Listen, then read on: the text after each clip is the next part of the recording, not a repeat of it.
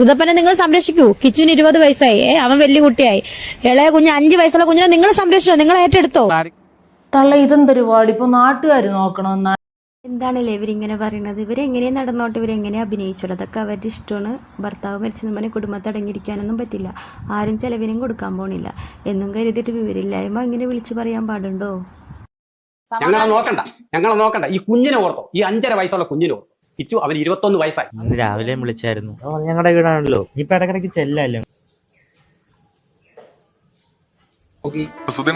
പിറകോട്ടൊന്ന് പോകണം. ഈ കൊല്ലം സുധി എന്ന കലാകാരൻ അദ്ദേഹത്തിൻ്റെ എല്ലാ പരിപാടികൾക്കും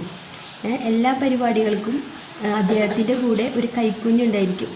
ആ കുഞ്ഞിനെ നോക്കാനായിട്ട് എന്താ പറയുക, ആൾക്കാരോ അല്ലെങ്കിൽ ഭാര്യയോ വേറെ ആരും ഉണ്ടായിരുന്നില്ല. ഈ പറഞ്ഞവരാരും ഉണ്ടായിരുന്നില്ല. ചിലപ്പോൾ സ്റ്റേജിലായിരിക്കും ആ കുഞ്ഞ് കിടന്നുറങ്ങുക. അങ്ങനത്തെ ഒരുപാട് കഷ്ടപ്പാടുണ്ടായിരുന്നു. അന്ന് വീടുണ്ടായിരുന്നില്ല. പക്ഷെ എന്നാൽ ഇപ്പോൾ ആ 19 വയസ്സുള്ള ആയ മോന് പുരുഷനായി എന്ന് പറയുന്നുണ്ട്. ആ മോനാണ് നമ്മളുടെ കിച്ചു, ഈ സുധി കൊണ്ടു നടന്ന ആ മോന്. പക്ഷേ ഇന്ന് നമ്മളുടെ ഈ 5 വയസ്സായ കുട്ടിക്ക്, ഇപ്പോഴത്തെ മോനക്ക് എല്ലാ സൗകര്യങ്ങളും ഉണ്ട്. എന്നാൽ കിച്ചുവിന് ആ സൗകര്യങ്ങളൊന്നും. ഇത് ഞാനൊരിക്കലും ഋതപ്പനെ കൊച്ചാക്കാൻ വേണ്ടി പറയണതല്ല. ഇങ്ങനൊരു ചോദ്യം സോഷ്യൽ മീഡിയയിൽ അച്ഛനിട്ടപ്പോൾ അതിനുള്ള മറുപടി പറഞ്ഞെന്നുള്ളൂ കേട്ടോ. കാരണം ഇത് ഞങ്ങളാരും പറയണതല്ല, അവരുടെ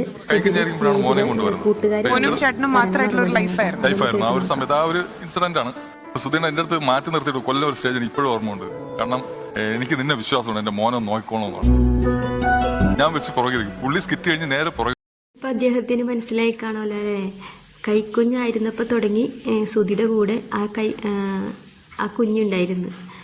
അത്രയ്ക്ക് ദയനീയ അവസ്ഥയിലും ആ കുഞ്ഞിനെ കൈവിട്ടിട്ടുണ്ടായിരുന്നില്ല.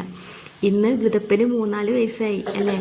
എന്നിട്ട് ആ കുഞ്ഞിനെ നോക്കാൻ പോലും ജനങ്ങളോട് പറയാണ് നിങ്ങൾ നോക്കുമെന്ന് അല്ലേ?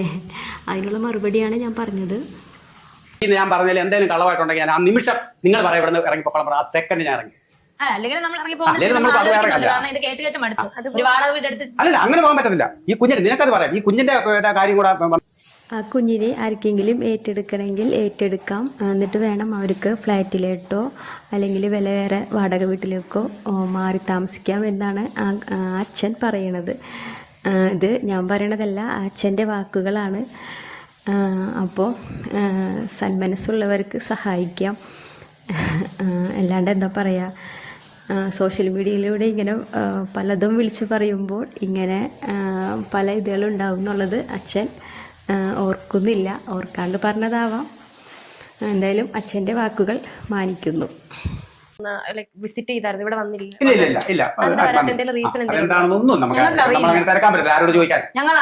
ഇങ്ങോട്ട് വരാത്തതിന്റെ കാരണം ഇപ്പൊ മനസ്സിലായി കാണുമല്ലോ. ആർക്കും ഇത് വെച്ച് കൊടുക്കരുത് ദൈവമേ. ആരും ഞങ്ങളെ പോലെ ഇതുപോലെ ഒരു അവസരത്തിൽ ചെന്ന് ചാടരുത്, അല്ലെ അവർക്ക് അങ്ങനെ ഇടവരുത്തരുത് ഞാൻ ദൈവം.